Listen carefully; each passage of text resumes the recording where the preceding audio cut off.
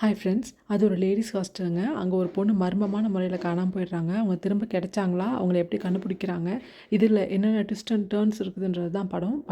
Pooja and Meera இவங்க 2 பேரும் ஒரு ஜவுளி கடையில் சேல்ஸ் ஸ்கில்ஸாக வேலை பார்க்குறாங்க. ஒரு லேடீஸ் ஹாஸ்டலில் ரூம் எடுத்து ஸ்டே பண்ணியிருக்காங்க. 2 பேருமே ரூம்மேட்ஸ் தான்.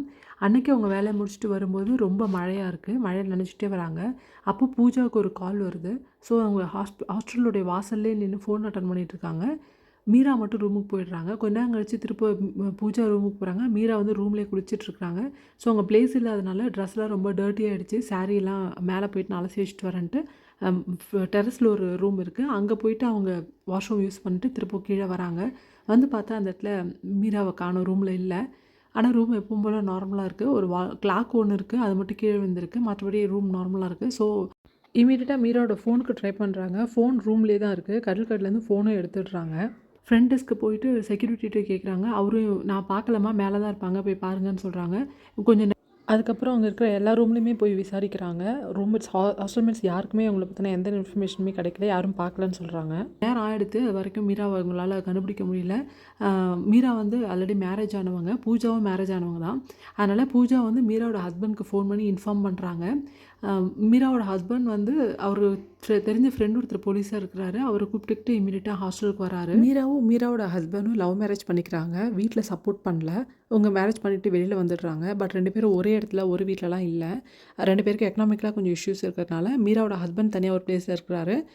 மீரா வந்து இந்த வேலை பார்க்குற இடத்துக்கு நியர்பையில் இருக்கிற ஹாஸ்டலில் ஸ்டே பண்ணியிருக்காங்க. வீக்கெண்ட்ஸ் மட்டும் மீட் பண்ணிப்பாங்க. பட் ஆனால் மீராவோட ஹஸ்பண்ட் வந்து ஒரு நாளாக அவங்கள வந்து வேலை ரிசைன் பண்ணிட்டு வர சொல்லி தான் கூப்பிட்டுருக்காரு. பட் அவங்க போகல. எக்கனாமிக்கலாக கொஞ்சம் ஸ்டேபிள் ஆனதுக்கப்புறம் போகலான்னு இவங்க 2 பேரும் பேசியிருக்காங்க. இந்த கண்டிஷனில் தான் அப்போ மீரா காணாமல் போயிருக்காங்க. அதனால் அவர் வரும்போதே ஒரு தெரிஞ்ச ஃப்ரெண்டு ஒருத்தர் போலீஸாக இருக்கிறனால அவர் தான் கூப்பிட்டுக்கிட்டே வராரு. வந்த உடனே அவர் வந்து இன்வெஸ்டிகேஷன் பண்ணுறாரு. எல்லாத்தையும் ஹாஸ்டல்லாம் சுற்றி பார்க்குறாரு. அங்கே யாராக இருந்தீங்க, யாரெல்லாம் மீராவை பார்த்தீங்கன்னு கேட்டுட்ருக்காரு. ஃபஸ்ட்டு மீராவோட ரூம்மேட்டான பூஜா கிட்டே கேட்குறாரு. இந்த ஸ்டோரியில் சொல்கிற டைமிங் மட்டும் கொஞ்சம் பார்த்துக்குங்க. ஆக்சுவலாக டைமிங் பேஸ் பண்ணி தான் அது வந்து கேஸையே கரெக்டாக கண்டுபிடிப்பாங்க. இப்போது இன்வெஸ்டிகேஷன் ஸ்டார்ட் பண்ணிடுறாரு. அவர் வந்து ஃபஸ்ட்டு பூஜாவை தான் இன்வெஸ்டிகேட் பண்ணுறாரு. பூஜாட்ட கேட்குறாங்க, நீங்கள் எத்தனை மணிக்கு அங்கேருந்து கிளம்புனீங்க, நைட்டு என்னென்னலாம் ஆச்சு, எல்லாத்தையும் ஒன்று விடாமல் சொல்லுங்கள் அப்படின்னு டைமில் என்னோட கேட்குறாரு. அவங்க சொல்கிறாங்க, நாங்கள் வந்து 5 மணிக்கெலாம் வேலை முடிஞ்சிடும். இன்னத்தின் அன்றைக்கி வேலை முடிக்கிறதுக்கு கொஞ்சம் ஒரு 5:15 5:20 போல் ஆகிடுச்சு. அதனால் நாங்கள் 5:30க்கு தான் பஸ் ஸ்டாண்டுக்கே வந்தோம். அங்கேருந்து திரும்ப ஆட்டோ எடுத்துக்கிட்டு இங்கே ஹாஸ்டலுக்கு ரீச் ஆகும்போது 6:30 ஆகிடுச்சு அப்படின்னு அவங்க சொல்கிறாங்க. இவங்க கடையில் மொத்தமாக 4 பொண்ணுங்க வேலை பார்க்குறாங்க. இவங்க 2 பேர் ஹாஸ்டலுக்கு வந்துடுவாங்க. மற்ற 2 பேர் வந்து அவங்க வீட்டுக்கு போயிடுவாங்க. அதில் ஒரு பொண்ணு ஏர்லியாகவே அன்றைக்கி போயிடுறாங்க. இன்னொரு பொண்ணு மட்டும் இவங்க கூட நிற்கிறாங்க. இவங்க ஒரு கடையில் போயிட்டு கொஞ்சம் ஃப்ரூட்ஸ்லாம் பர்ச்சேஸ் பண்ணிவிட்டு இவங்க வேலை பார்க்குற கடையிலேருந்து ஹாஸ்டலுக்கு வரதுக்கு 1/2 அன் ஹவர் தான் ஆகும். இவங்க எப்போவுமே 5 மணிக்கு முடிச்சுட்டு 5:30க்கு ரீச் ஆகிடுவாங்க. பட் அன்னைக்கு மட்டும் 5:30க்கு தான் கடையிலேருந்தே வெளியில் வந்தோம். அதுக்கப்புறம் நாங்கள் நடந்து ஆட்டோ ஸ்டாண்டுக்கு வந்துட்டு ஆட்டோ 6 மணிக்கு தான் எடுத்தோம். 6லேருந்து இங்கே ரீச் ஆகிறதுக்கு 6:30 ஆகிடுச்சு அப்படின்னு அவங்க சொல்கிறாங்க. எக்ஸாக்டாக 6:30க்கு நாங்கள் இங்கே ரீச் ஆகிட்டோம் அப்படின்னு பூஜா சொல்கிறாங்க. போலீஸ் இந்த ஹாஸ்டலில் இருக்கிற மற்ற லேடிஸ்கிட்டையும் என்கொயரி பண்ணுறாங்க. எல்லோரும் பூஜா அண்ட் மீராவோட ரிலேஷன்ஷிப் பற்றி நல்லா தான் சொல்கிறாங்க. நல்ல ஃப்ரெண்ட்ஸ் அப்படின்னு தான் சொல்கிறாங்க. அன்றைக்கி கடையிலேருந்து வரும்போது இவங்க கூட இன்னும் 2 பொண்ணுங்க வந்தாங்க இல்லையா, அதில் ஒருத்தவங்க பேர் மரீனா, இன்னொருத்தவங்க பேர் ஜோதி. அதில் ஜோதி வந்து ஏர்லியாகவே அங்கேருந்து கிளம்பிடுறாங்க. மரீனா மட்டும் இவங்க கூடவே இருக்கிறாங்க. இவங்க ஆட்டோவில் ஏறினதுக்கப்புறம் அவங்க பஸ் எடுத்துகிட்டு போயிட்டதாக சொல்கிறாங்க. அதனால் இப்போது மரீனாவையும் ஜோதியும் போலீஸ் என்கொயரி பண்ணுறாங்க. மரீனா என்ன ஸ்டேட்மெண்ட் சொல்கிறாங்கன்னா, நாங்கள் 5:30க்கு கடையிலேருந்து கிளம்பிட்டோம். ஜோதிக்கு ரொம்ப டைம் ஆகிடுன்றதுனால அவன் முன்னாடியே கிளம்பிட்டா. நாங்கள் 3 பேரும் நடந்து வந்துக்கிட்டே இருந்தோம். பூஜாவும் மீராவும் ஆட்டோ எடுக்கும்போது ஒரு 6 o'clock இருக்கும். அதுலேருந்து ஒரு 10 to 15 மினிட்ஸில் எனக்கும் பஸ் வந்துருச்சு, நானும் கிளம்பிட்டேன் அப்படின்னு அவங்க சொல்கிறாங்க. அகெயின் ஜோதியும் கூப்பிட்டு விசாரிக்கிறாங்க. நான் ஃபஸ்ட்டு அங்கேருந்து கிளம்பிட்டேன் சார். எனக்கு வந்து 6:10க்கு பஸ் விட்டேன்னா அதுக்கப்புறம் 6:50க்கு தான் பஸ்ஸு. அதனால் நான் 6:10க்கு அங்கேருந்து கிளம்பிட்டேன் அப்படின்னு அவங்க சொல்லிட்டு அவங்களும் போயிடுறாங்க. பட் இவங்க எல்லாருமே கேரக்டர் வைஸ் மீரா வந்து ரொம்ப நல்ல பொண்ணு அப்படின்றதுல ரொம்ப அஷூரன்ஸ் கொடுக்குறாங்க. இதுக்கு நடுவில் இவங்க எந்த ஆட்டோ யூஸ் பண்ணாங்கன்றதை ட்ரேஸ் பண்ணிகிட்ருப்பாங்க. அதில் ஃபைனலாக கண்டுபிடிச்சிருவாங்க. அந்த ஆட்டோ டிரைவர் அவர் என்ன டைமிங் சொல்லுவார்னா, நான் 6:30க்கு இவங்களை பிக்கப் பண்ணேன், அரௌண்ட் 7 o'clock நான் இவங்களை கொண்டு வந்து ட்ராப் பண்ணேன், அப்படி ஹாஸ்டலில் கொண்டு வந்து ட்ராப் பண்ணேன் அப்படின்னு அவர் சொல்லுவார். நீ எத்தனை பேர் ஆட்டோவில் கூப்பிட்டு போனோன்னு கேட்பாங்க. அதுக்கு அவர், நான் 2 பேரை கூப்பிட்டு போனாங்க, ஆனால் ஆட்டோவை கை காட்டி நிறுத்தினது ஒருத்தவங்க தான் நிறுத்தினாங்க. நான் அங்கே போய் ஒரு 2 நிமிஷம் வெயிட் பண்ணேன், அதுக்கப்புறம் இன்னொருத்தவங்க வந்தாங்க அப்படின்னு அவர் சொல்வார். நீ எந்த இடத்துல அவங்கள ஆட்டோவில் ஏற்றினேன் அப்படின்னு கேட்கும்போது, நான் ஹோட்டல் இன்டர்நேஷ்னல் கிட்ட அவங்கள ஏற்றினேன் அப்படின்னு அவர் சொல்லுவார். போலீஸ்லாம் ஷாக் ஆயிடுவாங்க. ஹோட்டல் இன்டர்நேஷ்னலுக்கும் அந்த அவங்களோட ரெகுலர் ஸ்டாப்பிங்க்கு எவ்வளோ தூரம் இருக்குன்னா நடந்து போகிற தூரம் தான் இருக்கும் அப்படின்னு ஆட்டோக்கார் சொல்லுவார்.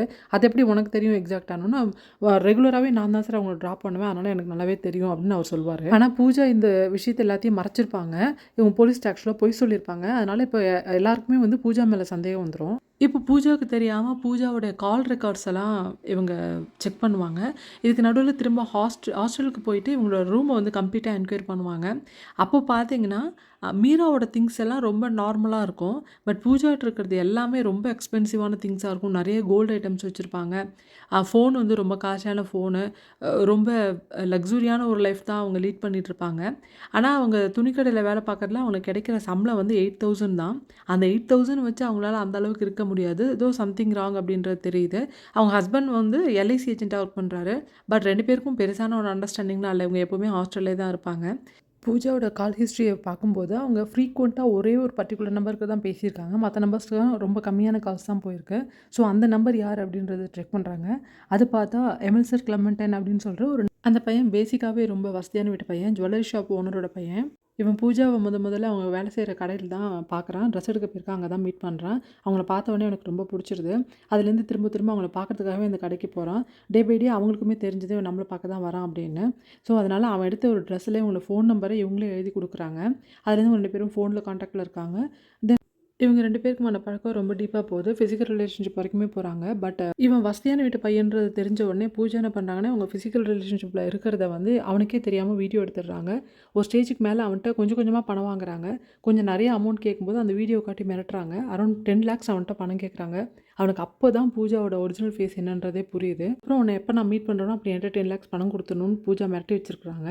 நான் கேட்குற பணத்தை கொடுக்குறேன்னா உன்னுடைய இந்த வீடியோஸை வந்து நான் பான் வெப்சைட்ஸில் ரிலீஸ் பண்ணிடுவேன்னு மிரட்டுறாங்க. உன்னோட பேர் உங்கள் அப்பா பேரும் டேமேஜ் பண்ணிவிடுவேன்னு சொல்கிறாங்க. இதுக்கு பயந்துட்டு அவன் வந்து ஒரு நாள் அன்றைக்கி இவன் தான் கால் பண்ணி ஹோட்டல் இன்டர்நேஷ்னலுக்கு பூஜாவை வர சொல்லியிருப்பான். அன்றைக்கி வந்து என்ன சொல்லுவான், என்னால் பணம் ரெடி பண்ண முடியல, அந்த வீடியோ எப்படியா டெலிட் பண்ணிடுங்கன்னு அவங்கள்ட்ட கையில் காலில் விழுந்து கெஞ்சுவான். பட் அதெல்லாம் பூஜாவுக்கு ஒர்க் அவுட் ஆகாது. அவங்க கோச்சிக்கிட்டு அவன் திட்டிகிட்டு எழுந்திரிச்சு போயிடுவாங்க. அதுக்கு மேலே அவன் ரொம்ப கோவமாயிருவான். இதுக்கு மேலே பூஜா உயிரோட விட்டால் நமக்கு தான் ஆபத்துன்றதை மனசில் வச்சுக்கிட்டு பூஜா போகும்போது அவங்களுக்கே தெரியாமல் அவங்கள ஃபாலோ பண்ணிக்கிட்டே போவான். அவங்க போய் ஹாஸ்டலில் இறங்கி உள்ளே போனதுக்கப்புறம் ஆனால் அவன் பூஜா போகிறத மட்டும்தான் பார்ப்பான். கூட வந்து மீரா போகிறத பார்க்க மாட்டான்.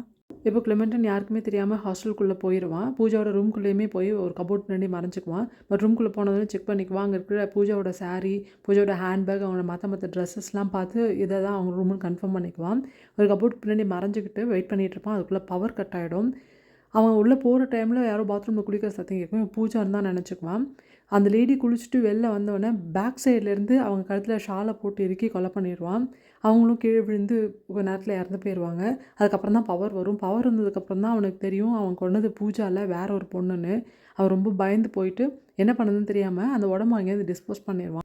இப்போ போலீஸ் வந்து கிளமெண்டனையும் கூப்பிட்டுக்கிட்டு அந்த ஸ்பாட்க்கு வராங்க. அவன் வந்து ஐடென்டிஃபை பண்ண சொல்கிறாங்க எந்த பிளேஸில் போட்டேன்னு. அப்போ எல்லாத்தையும் பார்க்குறாங்க.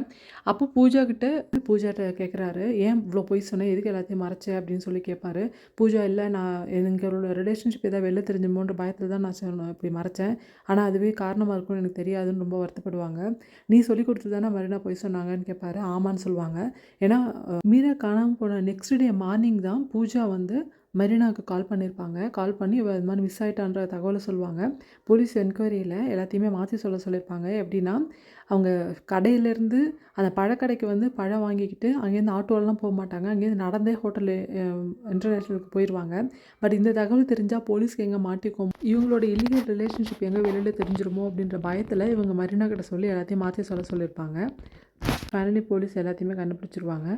அவ்வளோதான் கைஸ், மூவி முடிஞ்சிருச்சு. தேங்க்ஸ் ஃபார் வாட்சிங். சப்ஸ்கிரைப் பண்ணுங்கள், லைக் பண்ணுங்கள், கமெண்ட்ஸ் கொடுங்க.